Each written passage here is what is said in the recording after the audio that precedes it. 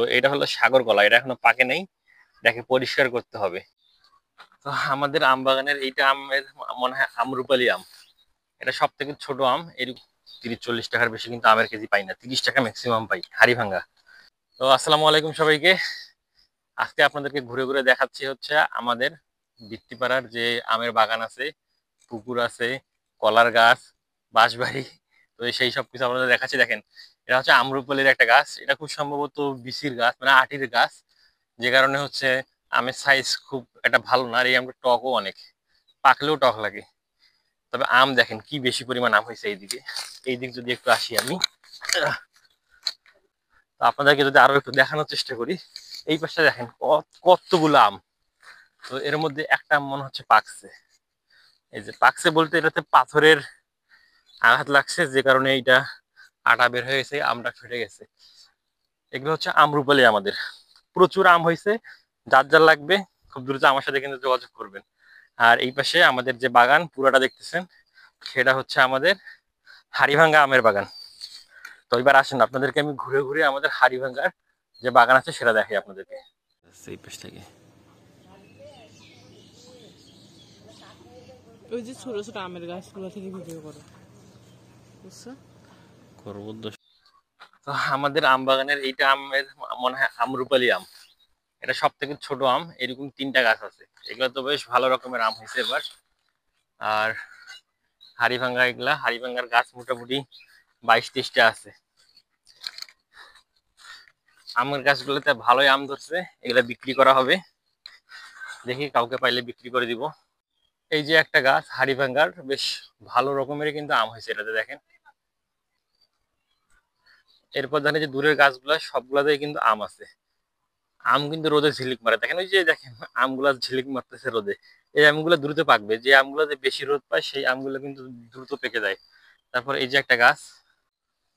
তো এই হচ্ছে আমাদের পুরো আম বাগান। এখানে মোটামুটি 25টা-26টা গাছ আছে আমের, সব হাড়িভাঙ্গা। আর 3টা খুব সম্ভবত আমরুপালি। তবে সব থেকে বেশি হাড়িভাঙ্গা হয় হচ্ছে এই গাছটাতে। দেখেন এই একটা গাছে কি পরিমাণ হাড়িভাঙ্গা আম হয়েছে, প্রচুর পরিমাণে হাড়িভাঙ্গা আম। আর বাকিগুলাতে অত বেশি আম ধরে না, এগুলা ঘন জঙ্গল, অত বেশি আম বোঝা যায় না। কিন্তু আম এমন জিনিস যে ডালের ফাঁকে ফাঁকে আম ধরে থাকে। আর এই যে এটা হচ্ছে আমরুপালির ছোট ভাই, ছোটকুরুপালি, ছোটা ডন। আমরা যারা প্রান্তিক পর্যায়ের কৃষক আছি, আমের বাগান, তারা নর্মালি 30-40 টাকার বেশি কিন্তু আমের কেজি পাই না, 30 টাকা ম্যাক্সিমাম পাই হাড়ি ভাঙ্গা। এই আম বাগানের ভিতর দিয়ে এখন যাচ্ছি হচ্ছে আমাদের ছোট্ট একটা ডোবা পুকুর আছে, সেই ডোবা পুকুরে প্রচুর পরিমাণে দেশি মাছ পাওয়া যায়। কই, মাগুর, শিং, এই মাছগুলো হয়, টাকি মাছ হয় প্রচুর পরিমাণে। এই হচ্ছে সেই ডোবাটা। এটা কেটে দিব ধান বাড়ির মধ্য দিয়ে, তাইলে হবে কি এটার মধ্যে প্রচুর পরিমাণে দেশি মাছ ঢুকবে। আর এই দেশি মাছ যখন এগুলো সেচ দেওয়া হবে, প্রচন্ড রোদ উঠে যখন মাছ ঢুকে, তখন সেচ দিলে অনেক মাছ পাওয়া যায় এখানে। তো এই জায়গাটা হচ্ছে একটু কেটে দিব। এই দিক আসলে ক্যামেরাম্যান আসতে পারতেছে না। এই জায়গাটা কেটে দিলে হয়ে যাবে। কেটে দিলে হবে কি, মাছ ঢুকবে এই পাশ দিয়ে। এইগুলা কাজ গোসলের আগে করা লাগে, যে রোদ, বাইরে বের হবো কখন।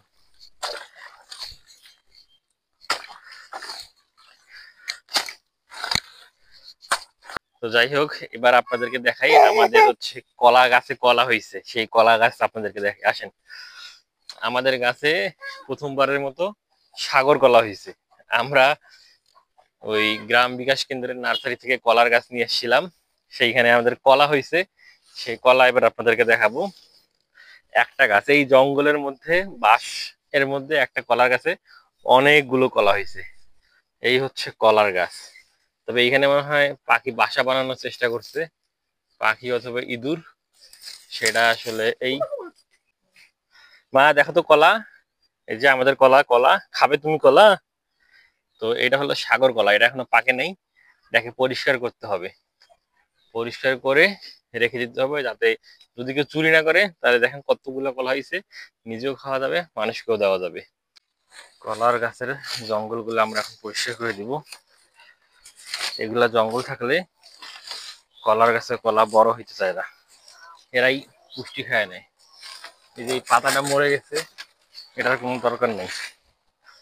তারপরে যে যেমন এইদিকে একটা আছে, এগুলা মরে গেছে, এগুলার কোনো দরকারই নেই। এই দেখেন কলার গাছের ভিতরে এগুলা হয়েছে, এগুলা সুন্দর করে পরিষ্কার করে দিতে হবে। এখন পরিষ্কার রোদ পাচ্ছে, কলাগুলা তাড়াতাড়ি বড় হয়ে যাবে।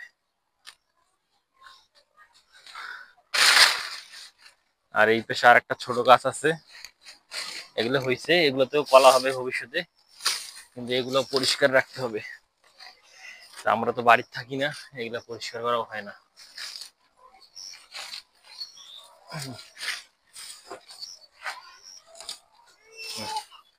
শেষ। তো এই হচ্ছে বাঁশ। মানুষ শ্বশুর বাড়ি থেকে হাতি ঘোড়া পায়, আর আমি পাচ্ছি শ্বশুর বাড়ি থেকে বাঁশ। এই বাঁশগুলো আমার শ্বশুর বাড়ি থেকে দিচ্ছে। তো আমাদের একটা বাঁশ কাটতে হবে এখন। তো এই জঙ্গলের নিচের দিকে যাই, শুরুর দিকে যে বাঁশগুলা হয়েছে সেটা কাটা লাগবে। তো যাই হোক, সবাই তো দেখতেই পাচ্ছেন কি অবস্থা বাগানটার, অগোছালো। আমি না থাকলে আর কি যা হয়, অযত্ন অবহেলায়। তবে এখন হচ্ছে এই ঘাসগুলো আমি কাটবো। যে এক হাঁটু সমান ঘাস, কত বড় ঘাস দেখেন, পা তলায় যাচ্ছে। এই ঘাসগুলো কাটা লাগবে, এই ঘাসগুলো কাটলে গরুর সেই লেভেলের একটা খাওয়া দাওয়া হবে। ঘাস মোটামুটি এগুলো কাটলাম। এই যে দেখেন, এই জায়গাটা একটু আগে ভরা ছিল, এখন একবারে ফাঁকা হয়ে গেছে।